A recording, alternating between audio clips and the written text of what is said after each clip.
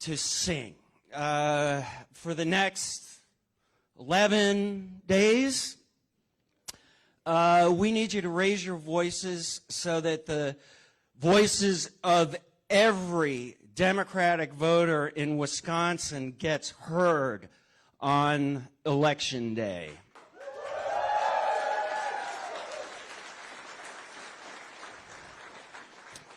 In the most important election of our lives.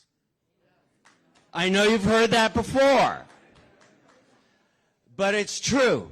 This ain't no stinking television show. The stakes are high, and the consequences are real. And absolutely everything is at stake. A woman's right to choose is at stake. Contraception is at stake. Economic justice is at stake. The future of the planet is at stake. The safety of our children in school is at stake. Decency is at stake. Inclusion is at stake. Kindness is at stake. Democracy is at stake.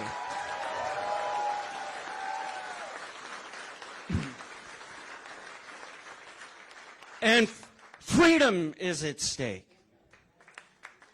And in this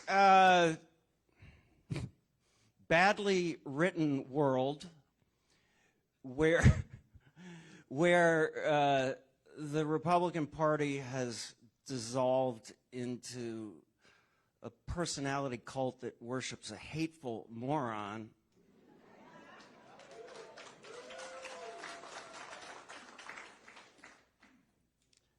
I am really grateful that the Democratic Party is pursuing an agenda of freedom, of economic freedom, where people can make a living wage, where people can have things like the child tax credit, where people can have access to affordable child care and health care. I'm grateful that they're fighting for an agenda of personal freedom, where women can make choices about their bodies by themselves.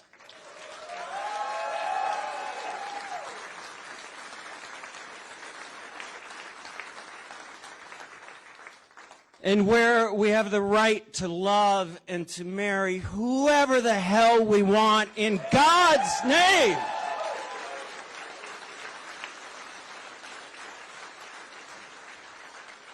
And I'm grateful they're pursuing an agenda of democratic freedom. We've been taking this stuff for granted, but we need to live in a world where everybody has the opportunity to vote and where they know that vote will count.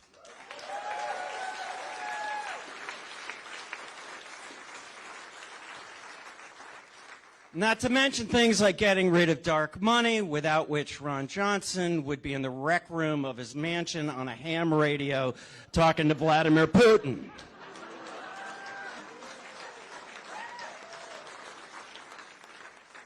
So thank all of you for making sure that the spectacular, unfulfilled aspiration of this country will not die in Wisconsin.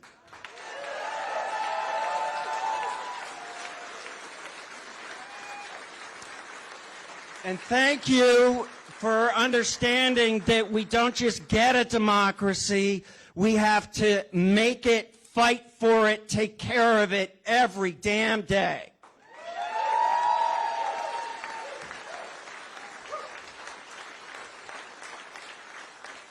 And on a personal note, thank you for trying to keep us out of The Handmaid's Tale and getting us back into the West Wing. It's a better place to be. So go out there and sing, okay?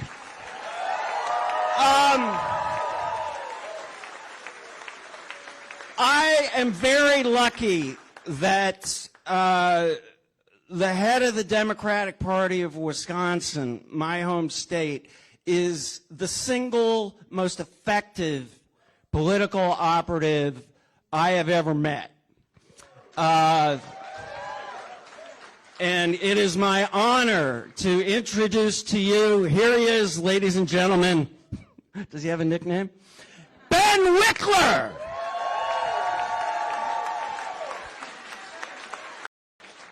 Pete Buttigieg, everybody. Mayor Pete, come on out. Let's go, Mayor Pete. Thank you. Hello. Thank you. Hey, how y'all doing? Everybody? Oh, this feels so good. Thank you. It feels so good to be back in the Midwest. It feels so good to be here on the trail, helping to make sure that Mandela Barnes is the next United States Senator from the state of Wisconsin. And to make sure that we get leaders like Josh Kaul and Governor Evers reelected and great Democrats up and down the ticket, because leadership has never mattered more.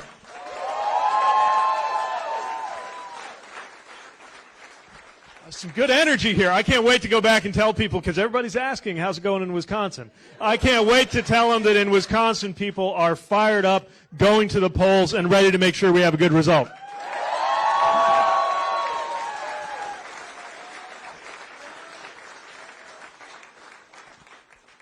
Wouldn't it be nice if we had more people in the United States Senate like your fantastic Senator Tammy Baldwin, by the way? And maybe a little less like your current Senator Ron Johnson.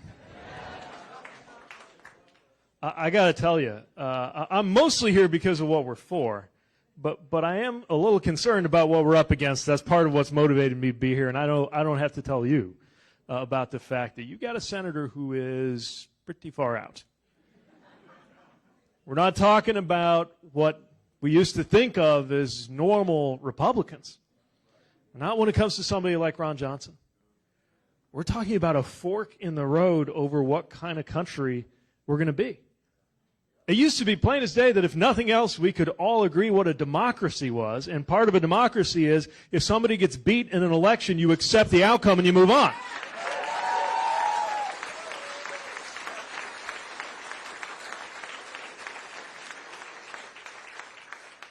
Time was when Democrats and many Republicans alike would say that one thing they could agree on is that Social Security ought to be there for the next generation, just like the last generation, and not on a chopping block.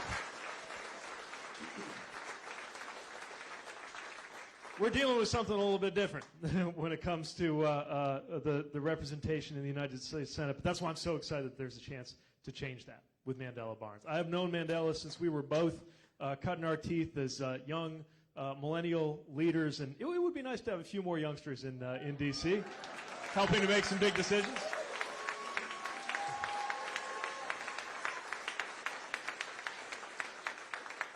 Well, I've also seen his commitment to solving problems and getting stuff done, and that's what we have been about, especially in these last couple of years. Look at what's actually gotten done. That's why I don't want to dwell too much on what we're trying to prevent without reminding everybody what we're trying to protect. An American rescue plan that brought our economy back from the grip of a potential recession or even a depression. That's no small thing.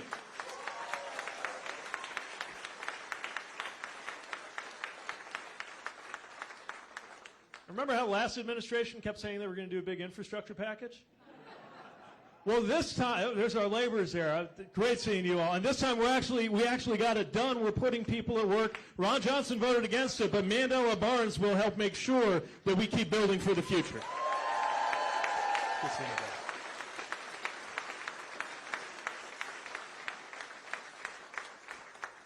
Because, we think it's actually important to keep your promises when you run for office. And promise after promise is being kept, even though there are some in the Senate, like one of your senators, who insist on doing everything the hard way. Even things we all ought to be able to agree on, like seeing to it that veterans who were exposed to burn pits get health benefits. He voted to block that before he was finally shamed into voting for it. said no on cloture, stood in the way. But when you have somebody who's actually focused on solving problems instead of just mentioning them, everything changes. That's why I think we shouldn't be afraid to talk about any problem we face in this country, including some really tough ones, like inflation. That's real. That's a real challenge here, just like it is in Europe and everywhere else in the developed world. So the question isn't, do we care about inflation or not? The question is, when it comes to fighting inflation, would you rather have somebody who sided with big pharmaceutical companies and said no to $35 insulin, or would you rather have somebody like Mandela Barnes who knows who he represents and will make sure that the American people come first?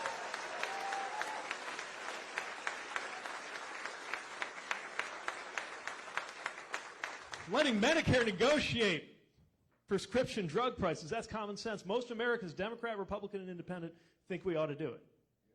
Ron Johnson said no, but Mandela Barnes understands why we've got to do that. I guess what I'm circling around here is the fact that when it comes to the actual issues, most Americans are already with us.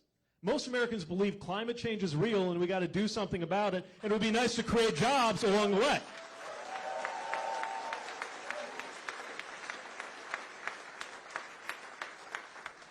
Most Americans believe the most important thing when it comes to our children at school is not whether they're going home to two moms or two dads, it's whether they're going home safe every single day.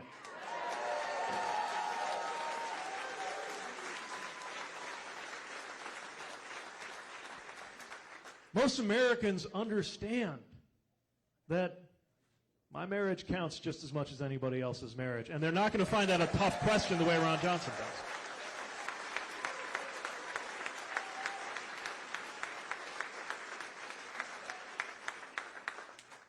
Most Americans agree that God does not belong to a political party.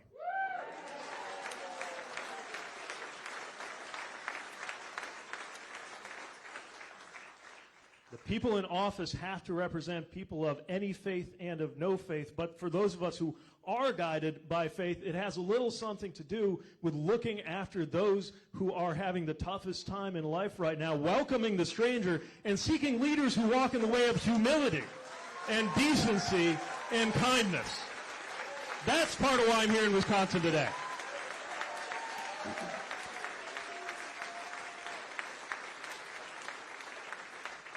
And yes, most Americans support a woman having the right to choose and aren't going to criminalize abortion.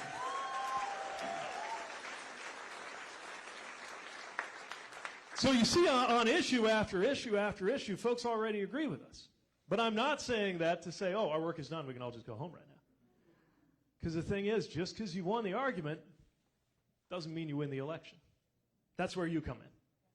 That's where this energy of this room and everybody who has already been asked in call after call and email after email and text message after text message and TikTok after TikTok to do even more, to give even more, to knock on even more doors, to be even more involved. But this is why it actually matters. This is going to be a barn burner. There's a reason people from all around the country are watching Wisconsin to see what's going to happen in this state that has been the tipping point state again and again and again, because it is so close.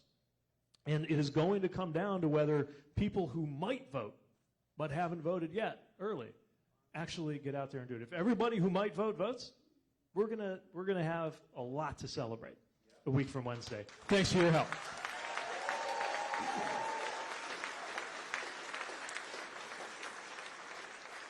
And when we do, and I want to leave you with this, it's not just going to be about what we were fending off, what we were preventing, scary though that might be. I mean, don't get me wrong, I'm excited to send a message to the folks who think you can allow a problem to get worse just so it's useful politically. I'm excited to send a message that the American people prefer those who build bridges over those who ban books. Don't get me wrong.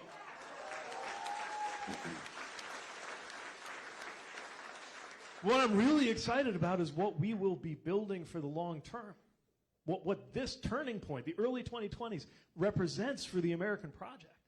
Because we're building something that I think by the time we get to the middle of this century and my kids are old enough to ask me what we did to set America on the right track, by then we will have seen something that the world has actually never seen, which is a fully inclusive, fully diverse, fully representative, large-scale democracy.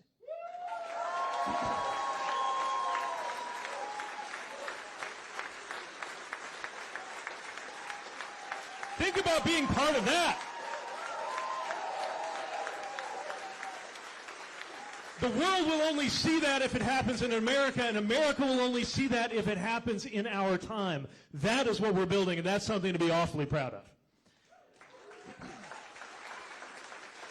So in the name of that potential future, are you ready to work just a little bit harder than the hard work you are already putting into making sure we have a good result?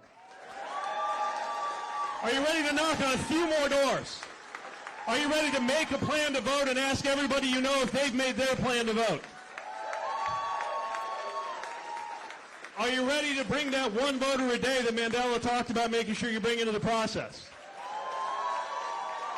Are you ready to surprise them and make it 2 instead of 1?